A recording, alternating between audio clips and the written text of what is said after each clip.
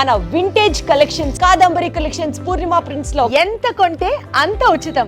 Sir అతడు అంటే 20 సంవత్సరాల క్రితం రిలీజ్ అయిన సినిమా, ఒక 1000కి పైగా టీవీలో టెలికాస్ట్ అయిన మూవీ. ఇన్ని సంవత్సరాల తర్వాత కూడా ఇంతమంది ఇది అంటే ఒక రామాయణం, ఒక మహాభారతం మనం చూస్తూనే ఉంటాం. ఎన్నిసార్లు చూసినా ఒక తన్మయత్వం, ఒక అనుభూతి వస్తూ ఉంటుంది. నేను మరీ అలాంటి ఒక దేవుడితో సమానమైన వాటి గురించి పోల్చట్లేదు కానీ, సినిమా పరంగా వచ్చేలేకే అతడు సినిమా కూడా అలాంటి ఇంపాక్ట్ క్రియేట్ చేసింది సార్. ఆ సినిమాకి మీరు నిర్మాత. సో ఈరోజు ఆ మూవీ రిలీజ్ అవబోతుంది. ఎలా అనిపిస్తుంది సార్? చాలా సంతోషంగా ఉంది సార్ ఎందుకంటే 20 ఏళ్ల క్రితం రిలీజ్ అయిన ఒక సంచలనం సృష్టించింది అప్పుడే. సార్ మహేష్ బాబు సినిమాల్లో one of the best film కింద చాలామంది చెప్తారు ఈ cinema. Sir especially Mahesh Babu range పెరిగింది ఇక్కడి నుంచి. ఎగ్జాక్ట్లీ. ఇది దీని కంటిన్యూషన్ ఇమీడియట్గా అయితే అతని తర్వాత పోకిరి పడింది. అసలు తర్వాత పోకిరి దీనికి వచ్చిన దీని సక్సెస్ దాని అడ్వాంటేజ్ వచ్చింది పోకిరికి. అక్కడి నుంచి అలా ఇక నెంబర్ 1లోకి వెళ్ళిపోయాడు అనుకోండి. సార్ సినిమా అప్పుడు రిలీజ్ అప్పుడు పెద్ద ఇంత ఎక్స్పెక్టేషన్స్ లేవు.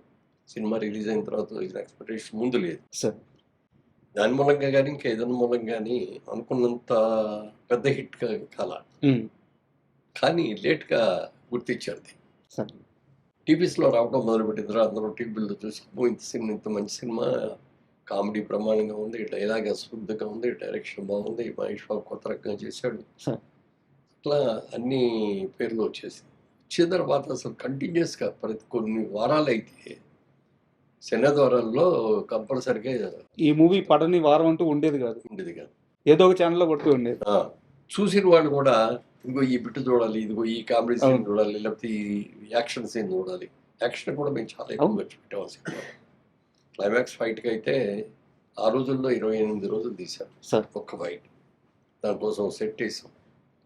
ఒక పాడుపడిపోయిన ఒక చర్చి లాంటిది. అప్పటికి 3D టెక్నాలజీతో ఆ ఫైట్ షూట్ చేయడం నాకు తెలిసి అదే ఫస్ట్ టైం సార్. అది ఫస్ట్ మాస్టర్ అని ఉండి డైరెక్టర్ గారు అడగనే కానీ, కెమెరా పెన్ అడిగింది కానీ, ఎవరైనా సరే అందరు కలిసి అడిగిన దాని మీద దేనికైనా సరే బ్రహ్మాండంగా చేయండి సార్ అని చెప్పి మేము కూడా ఖర్చు గురించి ఆలోచించాం సార్. దాని మూలంగా యూకే నుంచి బ్రహ్మాండమైన కెమెరాస్ తెప్పించారు, దానికి సెట్ వేసాము.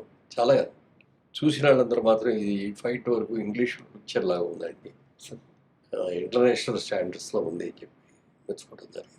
సార్ మామూలుగా మురళీమోహన్ గారి కెరీర్ విషయం మీరు ఎప్పుడైనా సరే మీ ప్రయాణం గురించి, మీ ప్రస్థానం గురించి మాట్లాడేటప్పుడు అదేదో సరదాగా అలా జరిగిపోయింది, సరదాగా సినిమాల్లోకి వచ్చేసాను, సరదాగా బిజినెస్లోకి వచ్చేసాను ఇలా చెప్తూ ఉంటారు. బట్ రియాలిటీ ఏంటంటే మీరు చుట్టూ ఉండే పరిసరాలని చాలా జాగ్రత్తగా పరిశీలిస్తారు. నాకు అతడు సినిమా ఎలా ఆన్బోర్డ్ అయిందని ఒక ఐడియా నేను అనుకుంటున్నప్పుడు నాకు ఒక ఆలోచన వచ్చింది సార్. త్రివిక్రమ్ అనే వ్యక్తి శ్రవంతి రవికిషోర్ వాళ్ళ బ్యానర్లో సినిమాలు చేస్తూ వాళ్ళ అసోసియేషన్ కూడా చాలా పెద్దది. వాళ్ళు అంత బాగా ఉన్నప్పుడు ఎక్కడో ఉన్న త్రివిక్రమ్ తీసుకొచ్చి మొదటి సినిమా ఇద్దామనే ఆలోచన చేశారంటే మీరు ఎంత అబ్జర్వ్ చేశారు త్రివిక్రమ్ గారిని అప్పుడు? అంటే అప్పుడు చాలా సినిమాలకి బ్యాక్గ్రౌండ్లో ఉండి వర్క్ చేసేవాడు ఆయన. సార్ సబ్జెక్ట్ సెలక్షన్ కానీ, సబ్జెక్ట్ వర్క్ చేయటం కానీ, లేకపోతే అతని సొంత సబ్జెక్ట్ అవ్వటం కానీ, ముఖ్యంగా స్క్రీన్ ప్లే డైలాగ్స్ కంప్లీట్గా అతనే చేశాడు.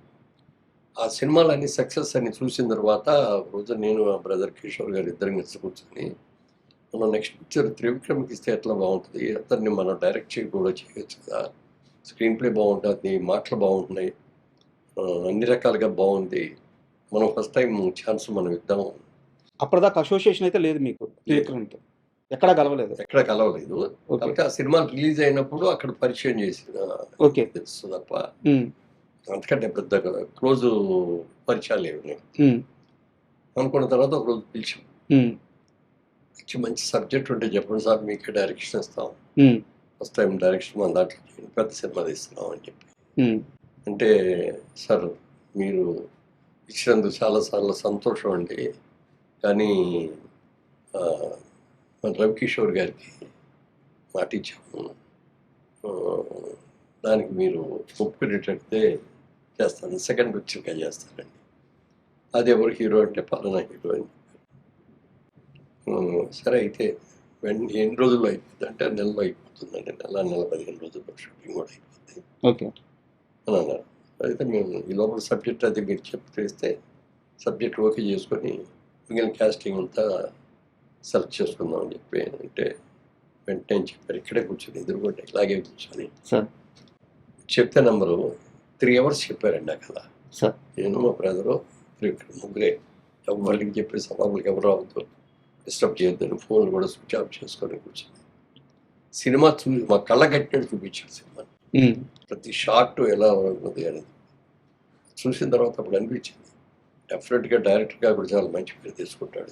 సార్. స్క్రీన్ ప్లే బ్రహ్మాండంగా ఉంది, డైలాగ్స్ చాలా బాగున్నాయి అని అనుకున్నాం. బాగుందండి సినిమా, సబ్జెక్ట్ చాలా బాగుంది. హీరో గారికి కూడా ఒకసారి చెప్పాను, హీరో గారు చెప్పగానే ఆయన వెంటనే ఓకే చేశారు. ఆయన చేసిన తర్వాత నేనే అంతా అయిన తర్వాత సినిమా అయితే అద్భుతంగా ఉందండి. కానీ కొంచెం hero character beginning negative character లాగా ఉంది. నాకు ఒక్కటే ఒక ఫస్ట్ చేయడానికి వీలవుతాను అంటే అయినా అన్నాడు.